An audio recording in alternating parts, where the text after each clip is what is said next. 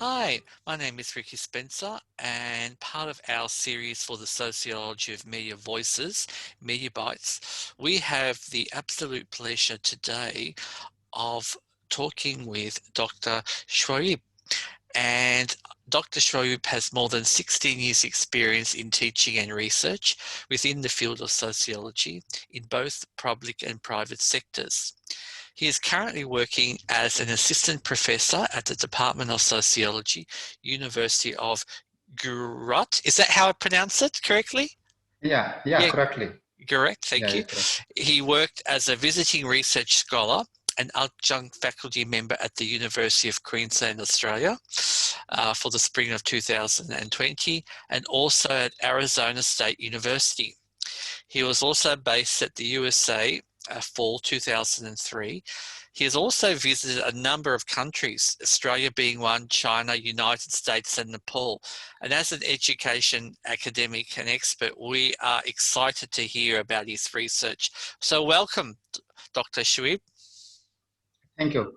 Thank you. Thank you So so much. thank you, and thank you for being here. Can you maybe start a little bit about your journey and what got you to decide to explore your PhD area? Thank you so much. I am very much thankful to the panel of TASA who invited me, and it's my pleasure to talk with you. Actually, I did my master from University of Punjab, and after that, I joined a private sector organization, and that organization was also based from Australia. Its name is SMAC Snow Mountain Engineering Services. Mm-hmm. So in that organization, I worked on a number of developmental research projects in Pakistan, and all the activities was governed by that organization that was operated from Australia. So after that, I joined International Islamic University, Islamabad, Department of Sociology, and from where I did my Master of Philosophy in Sociology. And again, I joined the University of Gujrat in August 2010. And in this public sector university, I was motivated to start my PhD program in the field of sociology, because in public and private sector universities, the individuals who holds the doctoral degree, they can be easily promoted and they have well worth in the field of teaching and research. So I started my PhD career in 2016 from International Islamic University Islamabad, and my research was supervised with the qualified and expert Dr. Hazirullah. He was my supervisor in my PhD dissertation. While I was lucky one to have a scholarship from Higher Education Commission that is named as IRSIP scholarship, and I joined the University of Queensland. And at University of Queensland, Professor Liz McConley was my mentor, and she supervised my research at School of Education. While returning back in August 2020, I submitted my PhD dissertation, and my PhD dissertation was evaluated from United States of America and United Kingdom. And after that, I was lucky to have a degree in the recent months. Wonderful. So Yeah. now going on your findings, what was your title of your actual PhD? My title of PhD dissertation was Sociological Analysis of Teachers' Perspectives and Students' Academic Performance in Higher Education in the Punjab. Actually, the main idea to conduct my PhD dissertation was female students are outperforming and male students are underperforming at tertiary level, Mm. at graduate level. The main key idea was this. So in my study, I used mixed method research. First of all, I conducted a content analysis approach. And in my content analysis, I collected the result record from the controllers of examination from University of Punjab. And the results were based on 10-year results. The top position holders, either males or females. The results of 10 years revealed that the females are outperformers and males are underperformers at top three positions at master level programs in the university. So this was the one section of my PhD dissertation. The key finding is in the last 10 years, started from 2006 to 2015, female students outperform and male students underperform at top three positions in the master level programs that is offered on campus at Allama Iqbal campus and Quaid-e-Azam campus, that is also named as New Campus. The second section was my research was based on a survey, cross-sectional survey, and I collected my primary data from university teachers. Either they perceive that what are the main key factors which are behind the female outperformance and male underperformance. And out of 1032 teachers, I calculated my sample size as a 253. I met them at their offices, at their university place. I distributed my questionnaire and requested them. They filled the questionnaire, and I used statistical package for social sciences to analyze my data. Because my research is based on quantitative study design, so I tried my level best to apply the advanced statistical techniques on my PhD dissertation. So I used to check the normality of the data, to check the reliability of the data, and after that, my data was not normal, not parametric, and then I moved toward the non-parametrical statistical tests, which are named as Candles-Taubbe, chi-square, Kruskal-Wallis test, and many more. And after that, I employed exploratory factor analysis and confirmatory factor analysis. And on the basis of these things, out of 122 items, 5 items were not confirmed, and I excluded those 5 items, and I employed structure equation modeling technique. And in my structure equation modeling technique, the socio-economic background of the students and the previous educational grades have positive significant effects on the females outperformance and males underperformance. Actually, in Pakistan, most of the individuals residing in rural areas, they migrate to urban areas for better life chances, better opportunities, and for purpose of their children's education. So when they move in urban areas, females have a better educational opportunities as compared to rural areas in Pakistan. And at university level, most of the females comes from urban background and most of the males comes from rural background. So in rural area, we have very less facilities in our educational institutions as compared to urban areas. So due to these factors, based on my study findings, female outperforms and male underperforms. And at the end, I employed neural network analysis. And in my neural network, my study findings revealed that the neural network results case summary is 83.4, that is highly accepted in social sciences. So the main argument and main finding of my study is that female outperform and male underperform. There is not a single factor of female outperformance. There are multiple factors. Those includes parental socialization, family background, previous educational grades, self-fulfilling prophecy of the students, study culture of the student. In Pakistan, female students are bound to reside after evening within hostels and within homes, and males can enjoy the outdoor activities. So male have more freedom to have peer group, to do extracurricular activities out of the university and out of the university boundary. So females are bound to reside within a certain specific places within our patriarchal society. So female have a chance to do competition with other females and males, and due to this, female outperform. And one section that is again linked with these female outperformance is that the classroom environment and teachers' gender and competency as well. So in my study findings, female students can easily understand female teacher and male teachers, while male students prefer to listen female teacher and male teacher as well. But if female student asks question to male teacher and female teacher, that does not challenge the authority and knowledge of the teacher. So whenever in our classrooms, male student ask question to male teacher or female teacher, that is linked with challenging the authority of the teacher.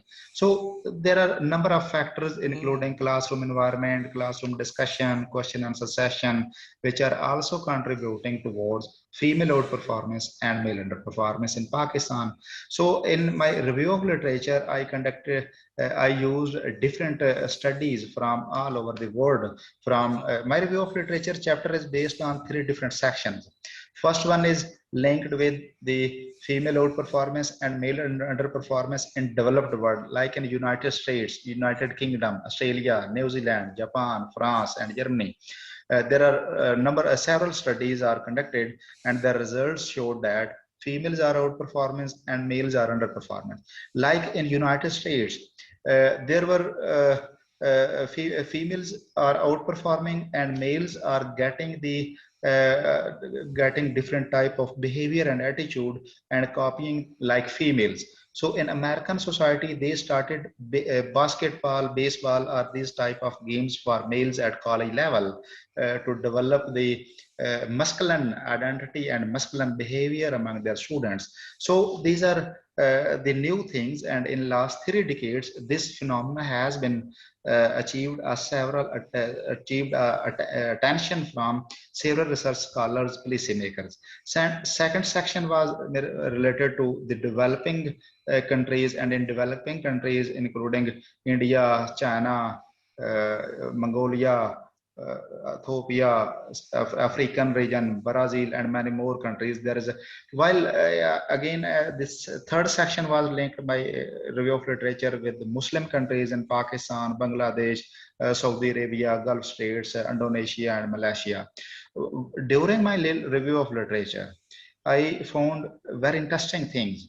In African region, females are less outperformer as compared to males because the early marriages and many more factors in Africa, and female has to participate in labor force in their early ages.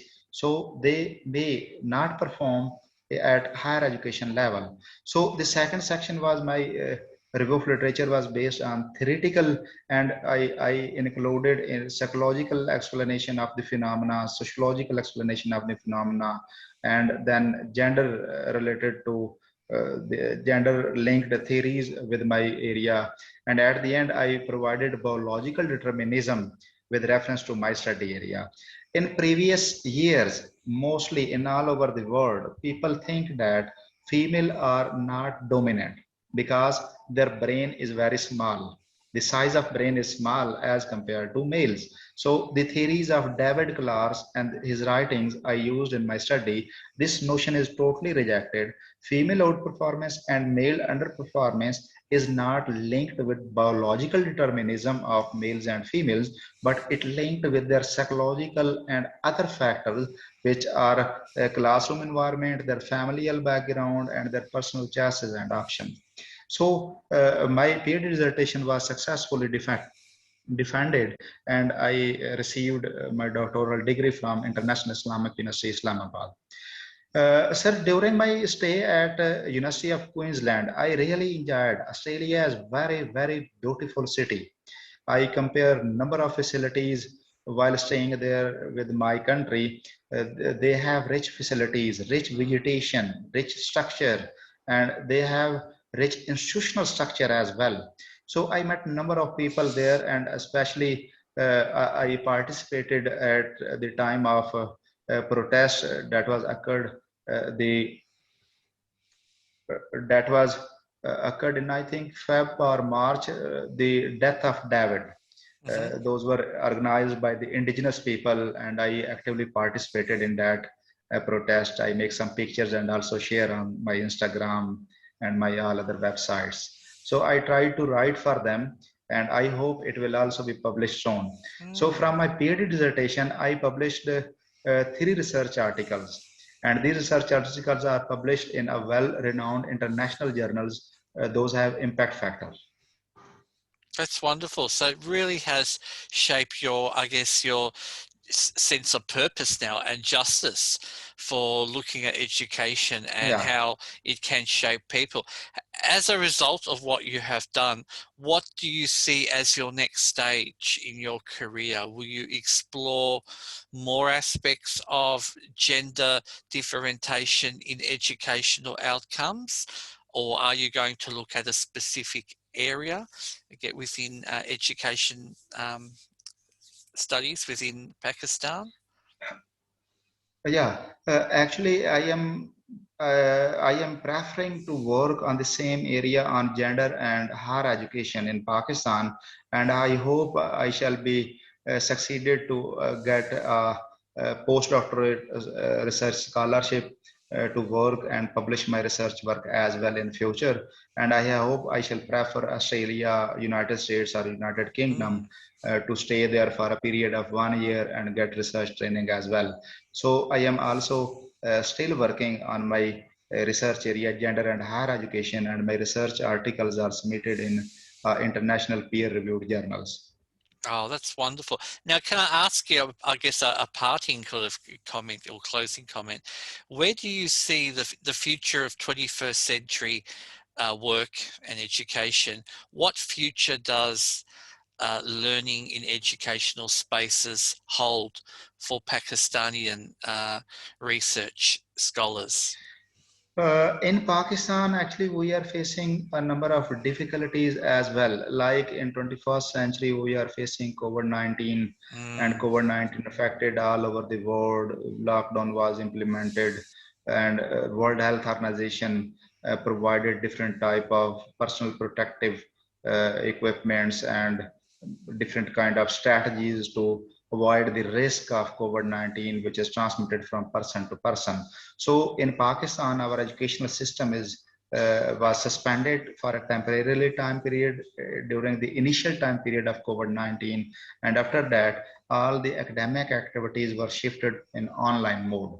So okay. in online mode in Pakistan, we are facing the load shedding and number of other factors like internet connectivity issues, Mm, and we